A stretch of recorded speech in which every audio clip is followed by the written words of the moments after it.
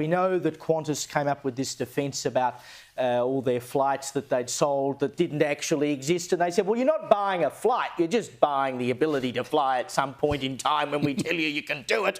Well, the ACCC says no, go away. ACCC Chief keen to fight Qantas over ghost flights is the headline. ACCC Chief Gina Cass-Gottlieb has doubled down on the competition regulator's ghost flight case against Qantas, indicating she is set on fighting it out in court rather than negotiating a closed-door settlement. And good on her, because if this is the way that Qantas operates, and they're allowed to operate in that way, then it gives a message to every other airline that they can do exactly the same thing, that there is no contract with the customer that you will reasonably fly them at the time that they have bought a flight. Well, Qantas's explanation, which you spoke to, you know, this idea that you don't buy a specific flight, you just buy the right to fly at some point of our choosing.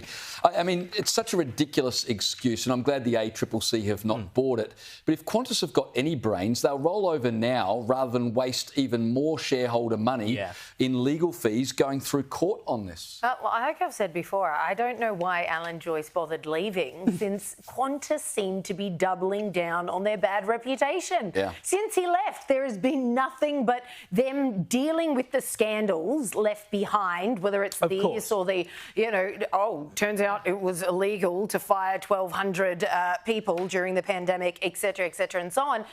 Did it anyway. But they're so unapologetic. They're so belligerent about it. I'm like, you might as well be Alan Joyce. That's what he was good at. I thought you were going to soften the image, you know, put a woman in control. Now it's all... No!